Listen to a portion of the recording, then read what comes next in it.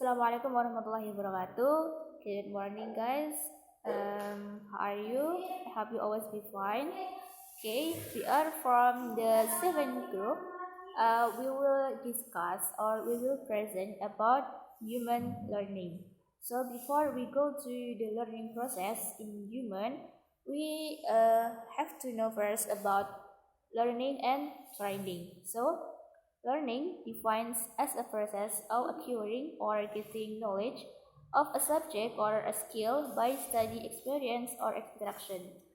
Uh, and training is a process of shaping into a desired life form.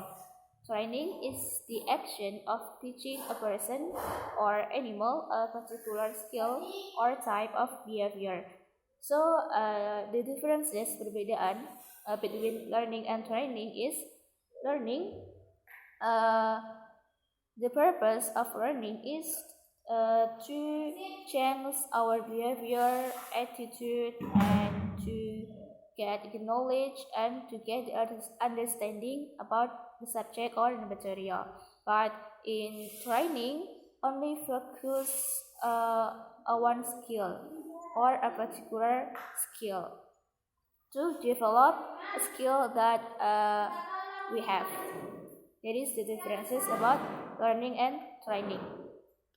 A training program, there is a 4 point that you have to know. The first is inquiry behavior. It involves what your learner already knows. Means that before we conduct a training, we have to know first. We have to know about the learner. What is their skill? What is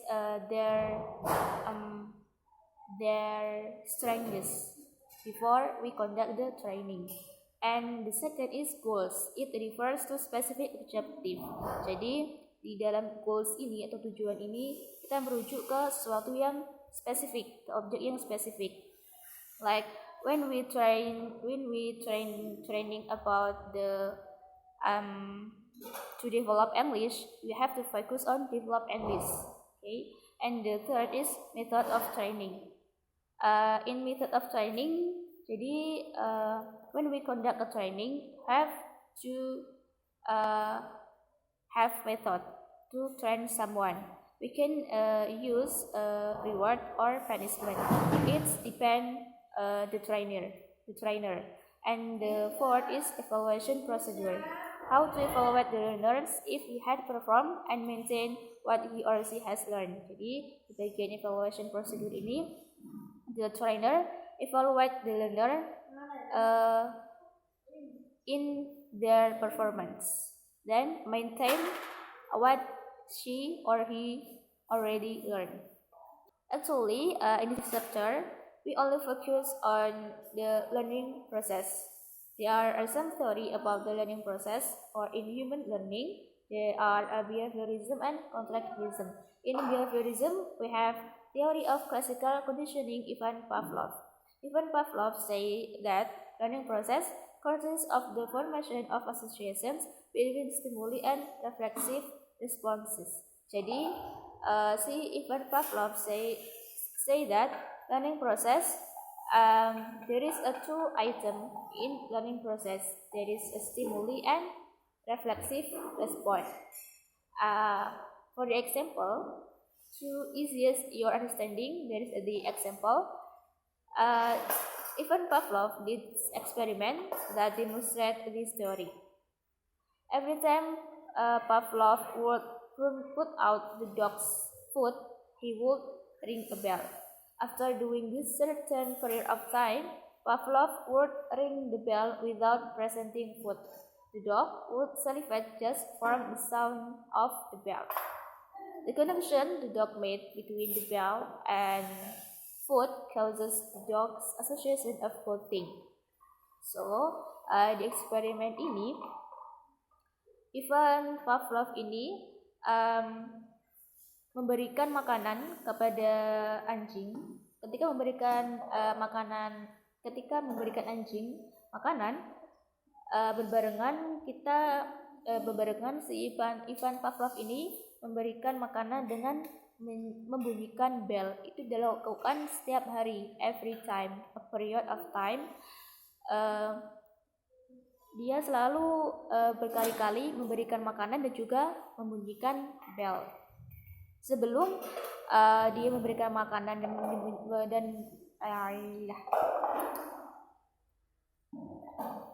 to make easier your understanding, there is the example. The Ivan Pavlov did experiment that demonstrate about this theory. Every time Pavlov would bring out the dog's food, he would ring a bell. After doing this a certain period of time, Pavlov would ring the bell without presenting food.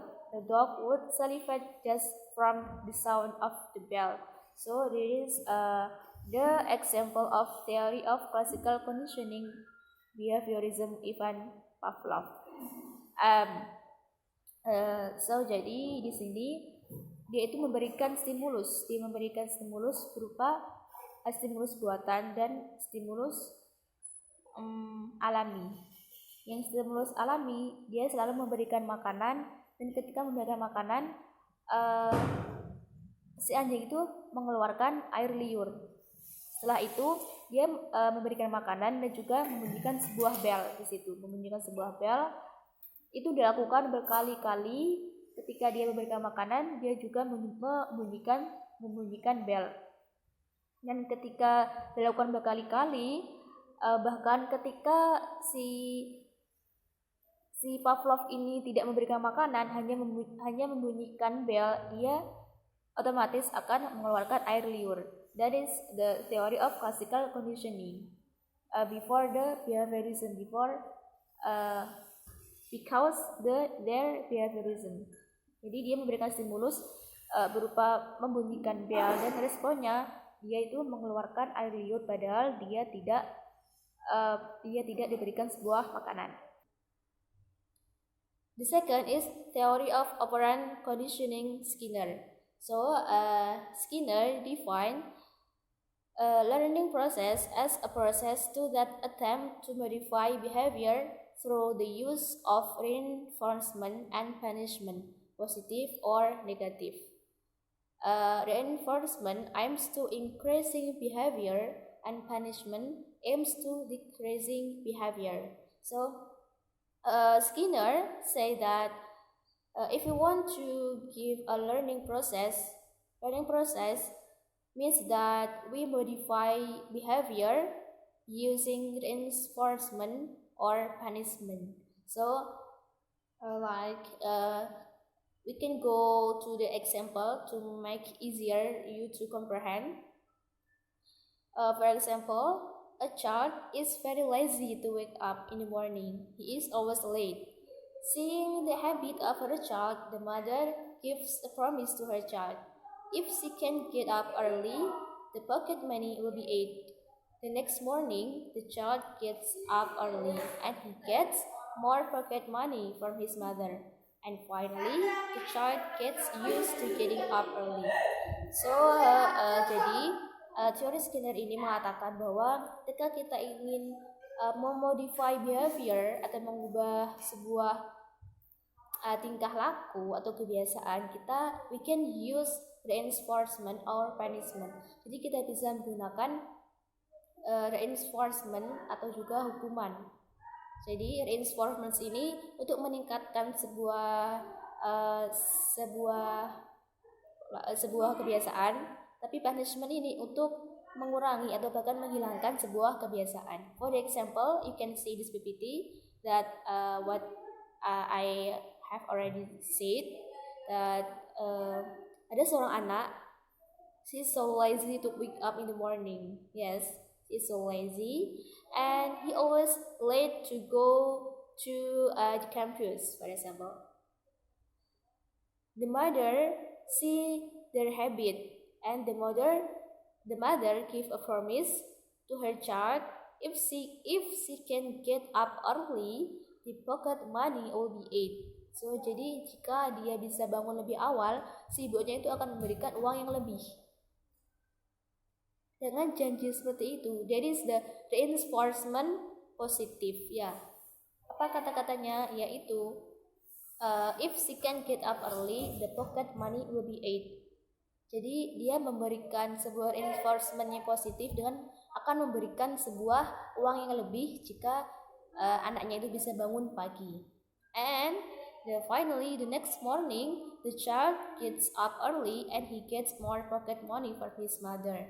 So the child get motivated to get up early. The next morning, jadi pagi berikutnya itu anaknya dapat bangun lebih awal, and he gets pocket money for his mother. Jadi dia mendapatkan uang yang lebih dari ibunya. And finally, the child gets used to getting up early. Jadi lama kelamaan setelah ibunya itu selalu memberikan wejangan atau memberikan reinforcement yang positif, dia terbiasa untuk bangun pagi. That is the theory of operant conditioning Skinner. Third is meaningful learning theory Ausubel. So David Ausubel contends that learning takes place in the human organism through a meaningful process of relative new events or items to already existing cognitive concept or propositions. According to Ausubel, there are two types of learning. The first is rote learning and the second is meaning learning. Ausubel described that rote learning as the process of acquiring material without any relationship with existing knowledge. Or the simple way or the simple explanation is rote learning means that belajar menghafal. But in meaning learning is described as a process of relating new material to previous known material. The simple explanation of the simple point is that meaning learning is belajar bermakna. So what is the example? Jadi contohnya dalam rote learning ini dia hanya menghafal, tidak memaknai apa yang sudah ia hafalkan. Jadi ini dinamakan dengan rote learning, hanya belajar menghafal. For example, you can see in the slide, a child knows that 2 plus 2 is 4. Jadi sebuah anak itu tahu bahwa 2 tambah 2 sama dengan 4. But when asked by his father, why 2 plus 2 is 4, kenapa 2 tambah 2 itu adalah 4? He only answer yes. Dia hanya menjawab ya, because 2 tambah 2 sama dengan 4. Ya, karena 2 tambah 2 sama dengan 4. For no apparent reason. Tanpa ada alasan yang jelas. This example show that the child is only learning rote and doesn't include the reason why he only remember something without linking one thing to other. Jadi contoh ini itu menunjukkan bahwa dia hanya belajar rote learning, hanya belajar menghafal, tidak belajar bermakna. Jadi the differences between rote learning and meaning learning is rote learning hanya menghafal. Jadi dia tidak menggabungkan materi yang ia dapat dengan alasan-alasan yang sudah ia ketahui. Jadi the differences between rote learning and meaning learning is rote learning means that belajar menghafal, hanya menghafal, but in meaning learning we kita belajar dengan menghubungkan materi yang baru dengan materi yang sebelumnya. Jadi memaknai apa yang sudah kita pelajari juga. Itu. The last is learning theories constructivism. Roger, humanistic psychology. Goal of education is the facilitation of change and learning. Learning how to learn is more important than being taught. Roger feels that teacher should become facilitator of learning process. Jadi Roger ini berpendapat bahwa tujuan dari sebuah Sebuah pendidikan itu adalah memfasilitasi dari sebuah perubahan dan pembelajaran. Learning how to learn is more important than being taught. And also Roger feel that the teacher should one become facilitator of learning process. Jadi guru itu harus menjadi sebuah fasilitator dalam sebuah pembelajaran. Kedua, gain trust, acceptance, praising of others, worthy and valuable individual. And the third is communicate openly and empathically to students or vice versa. So dalam teori konstruktivisme ini, Roger itu lebih bisa digunakan dalam pendidikan. Nah, dalam pendidikan itu ada that is the theory about learning process. Thank you. Thank you. Hopefully you can understand or understood what I have already explained. That's the fourth theory that I have given to you. Thank you. We will go to the next presenter. For the next presenter, please.